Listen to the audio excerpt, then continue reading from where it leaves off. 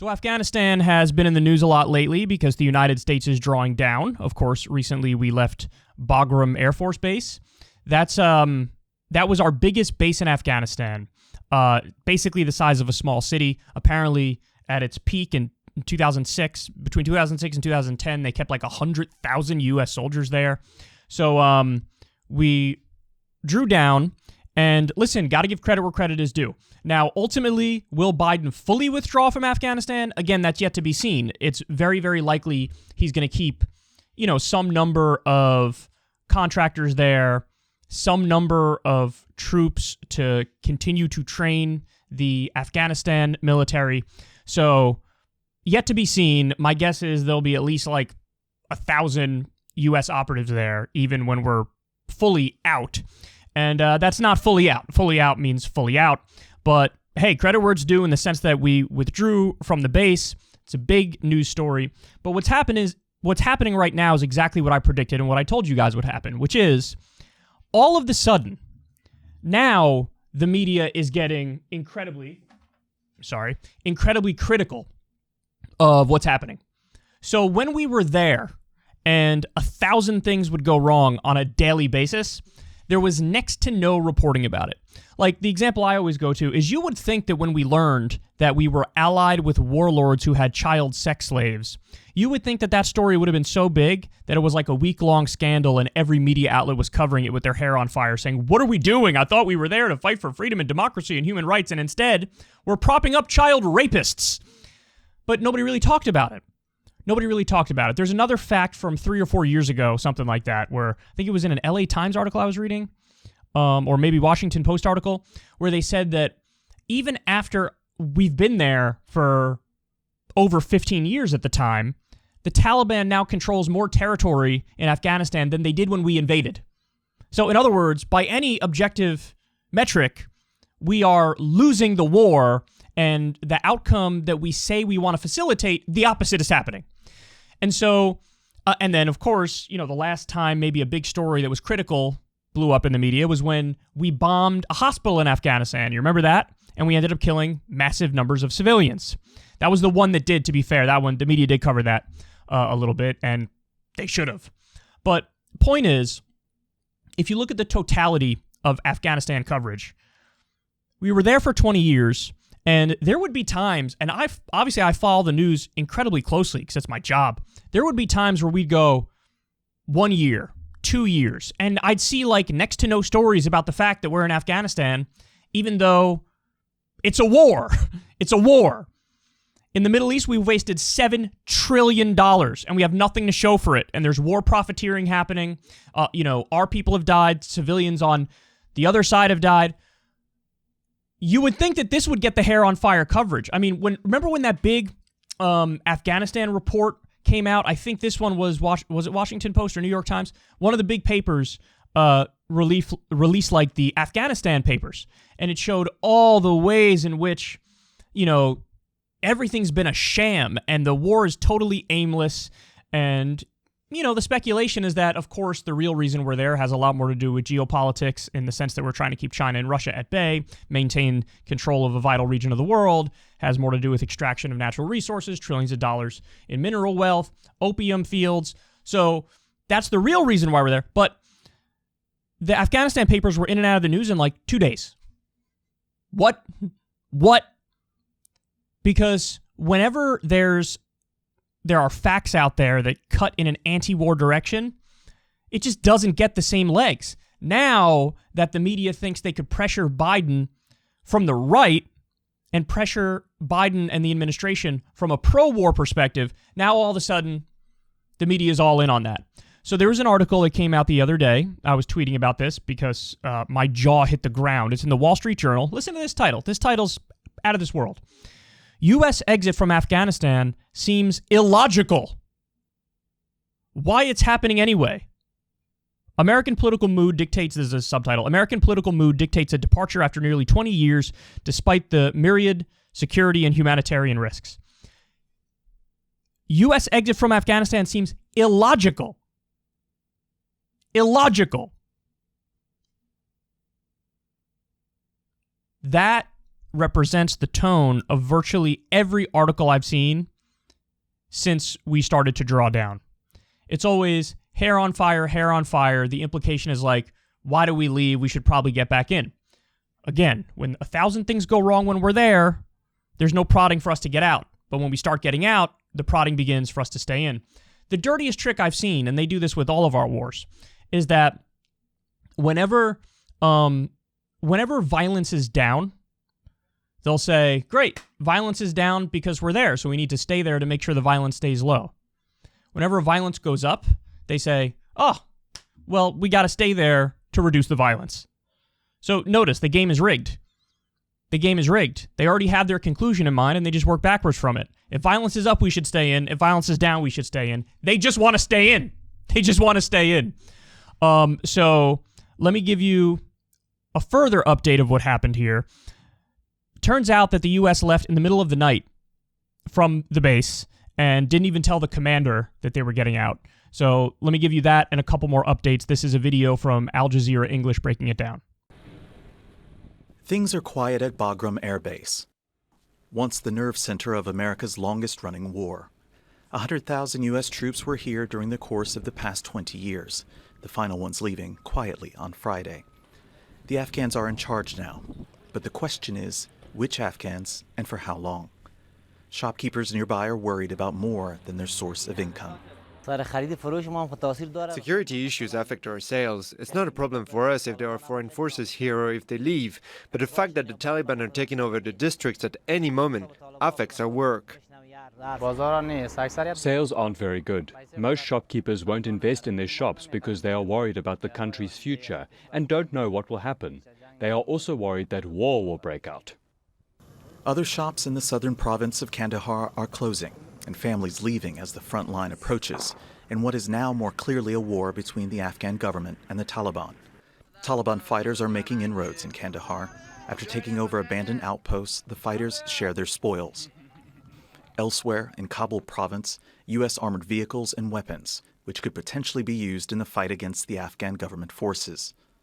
Taliban are capitalizing over that vacuum which has been created by the withdrawal.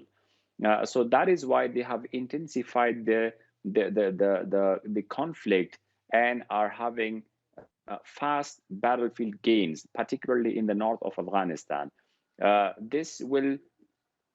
These battlefield gains will definitely strengthen the Taliban's position in any coming negotiations, if that is to happen. And as well as this has sent shockwaves from the morale perspective within the government rank and file.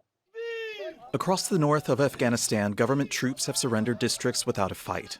More than 1,000 fled to neighboring Tajikistan on Monday. That prompted Tajik President Emomali Rahman to call up 20,000 reserve troops to the border with Afghanistan. It is quite remarkable, the collapse that we have seen during June and now into July. Beyond the sort of either the best expectations of the Taliban or the worst expectations of the Afghan government and the Americans. The Taliban's making gains every day. So where does that leave Afghanistan in the post-U.S. era? Andrew Chappell, Al Jazeera. There's one point that's most important in this conversation, and that is, whenever we left, this was going to happen. Whenever we left, if we decided to leave in 2005, this was going to happen. If we decided to leave in 2008, this was going to happen. If we decided to leave in 2014, this was going to happen. We decided to leave in 2021, this was going to happen. If we decided to leave in 2039, this was going to happen. So all of the prodding, and to be fair, this segment doesn't really do that, which is why I picked this segment over other segments on Afghanistan, because this actually struck me as like the most benign of all of them. But the media across the board is sort of prodding from the right and acting like the implication is we should get back in. But nobody brings up that obvious counterpoint, which is this was going to happen no matter what. No matter what. So should we really stay longer? Should we really waste more U.S. taxpayer money? Should we really waste more U.S. lives? Should we really risk accidentally bombing hospitals in Afghanistan again. Should we really do that? Should we really do that? So here are the options in Afghanistan, guys. Either you have U.S.-backed warlords with child sex slaves have more control and more power. You have a corrupt government with very little public support have more power. Or you have the Taliban have more power. All of those options are terrible. Now, sure, there's a spectrum, and there are gradations, and some are worse than others, of course. But is that our job to be picking among those options? Is that really our job? And then, of course, we got the news. I believe it said, so China immediately, as soon as we withdrew or started to withdraw, they announced that they're going to make Afghanistan part of their Belt and Road Initiative. And I think the number was $62 billion. They're going to invest $62 billion in infrastructure in Afghanistan. And of course, it's a deal with the devil in the sense because they invest in their infrastructure, and then in return, you get access to natural resources. And this is a sort of debt servitude new version of imperialism. So our version, I've described this before, but bear with me. So the original version of imperialism was what? You show up on somebody's shores, you got guns pointed at them, or, further back you go, swords, whatever, pointed at them, and you're like, this is now ours. All of this is now ours. We are conquering you. So that's the old school version of imperialism. Then there were a number of, slowly but surely, we saw a number of evolutions in the way that it's done.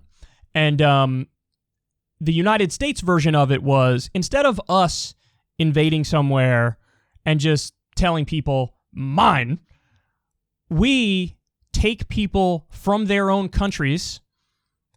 They become installed as puppet dictators to the U.S. And so nominally, it doesn't look like we're that involved because we're not directly involved. We just have a puppet to U.S. corporate interests, running a country. And so then they give you access to a lot of the natural resources of the respective country in question. And so it was a slight evolution because instead of, us being there directly in most instances, we're putting a puppet in there, and then the puppet sort of, takes advantage of and exploits and oppresses their own population and the natural resources. And then what China's doing is they're actually going a step further. They're like, what if we gave a lot of countries some tangible benefit? What if we actually gave them something that they really value? They'd be willing to make a deal. And so that's the Belt and Road Initiative, where you invest a lot of money in basically building up the infrastructure of various countries. And in exchange for that, it's, okay, we get access to your markets and we get your natural resources. So that's the next evolution of imperialism. Because up front, to a lot of these countries, that seems like a sweet deal. And in the case of Afghanistan or Iraq, I mean, obviously, we sort of did overstep, and we weren't even doing the U.S. version of imperialism of like, let a puppet run the country and we'll stay out, but let us take your natural resources. In the cases of Afghanistan and Iraq, it was very much more like, we're also just going to occupy the country now. And yes, that's going to breed resentment. Now, the other thing is, it'll be interesting to see how rational China is in dealing with this, because there's a reason why Afghanistan is called the graveyard of empires. There's a reason why that's the case. And if China is going to cut a deal with the current government in Afghanistan, this corrupt government with very little public support, and that government is going to fall, because it probably is going to fall, then what does China do then? Because the Taliban is going to want China out just as much as the Taliban wanted the U.S. out, just as much as the Taliban wanted the Soviet Union out. The Mujahideen wanted the Soviet Union out. So it's the graveyard of empires, but it'll be interesting to see how they manage all that. But suffice to say, up front, it's a much more intelligent approach to imperialism, because it's like, we'll give you something you actually want. It'll be very tangible. We'll build up your infrastructure massively. And then in return, we got some things. We'll make you a deal you can't refuse. Very mafia-like move. But, look, this gets to the current position of the U.S. as an empire in decline. It's very obvious we're an empire in decline. All of the signs of decline are there. And this is just sort of speeding up the process. Now, again, by the way, this does not mean that, oh, since China is going to do imperialism, we should continue doing it first. We should keep doing the wrong thing, because if we don't do the wrong thing, then they're going to do the wrong thing. The wrong thing is the wrong thing. It doesn't make it right because we do it. That's the neocon thinking. That's the American exceptionalist thinking. But, yeah, I mean, that's where all the pressure is coming from now. The media, the establishment, they're all sort of prodding Biden from the right, prodding him from a more pro-interventionist position. And listen, the Taliban is going to keep taking over territory. So then the question becomes, is Biden going to buckle at some point and be like, all right, send back in whatever, whether it's drones or air power or what have you? Is he going to do it?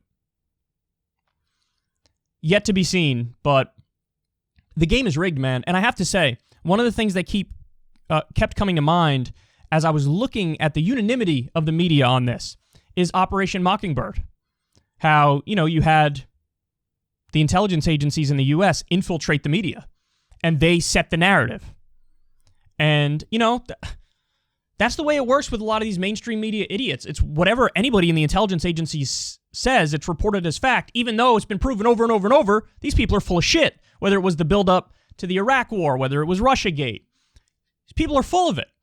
So you'd have to verify what our intelligence agencies are saying. But we didn't do that.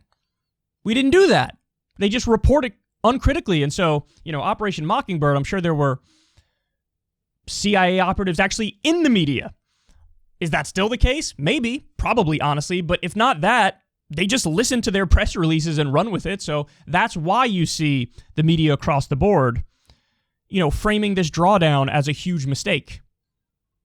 Framing it as like being idiotic. But again, if you're looking at the situation objectively, way more things were going wrong when we were there anyway. They just didn't cover it that much. The media didn't talk about it that much. Or if they did, it would be in and out in the news in one cycle.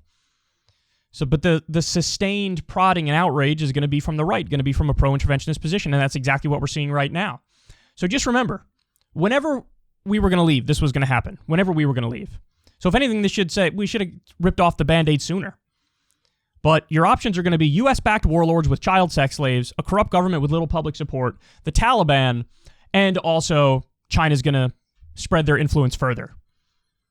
And they're going to, probably going to do it no matter what, but they're more likely to do it with the government if the government maintains power. It looks like, as of right now, it looks like they probably won't in the long term, and the Taliban will basically control the whole country. But, don't fall for the nonsense about how the reason why we need to stay is think about the women living under Sharia. It's unacceptable. It's so sexist and misogynist. We're best buddies with Saudi Arabia. We're best buddies with Saudi Arabia. They have women's rights activists locked up right now. Right now. So don't give me this bullshit about how, it's because we're against religious law. But one of our top allies has religious law. Beheading people in the public square for sorcery and witchcraft. Fuck out of here. See, that's what I'm saying. It's all the reasons that they give. The government doesn't even bother to give any anymore, but the ones that the media comes up with, it's such obvious bullshit. But we have a bunch of idiots and a bunch of, naive people in the media who will go wherever the intelligence agencies say and wherever the Pentagon says. And so, again, that's why you got to come to a loudmouth idiot YouTuber like myself to get anything resembling the truth.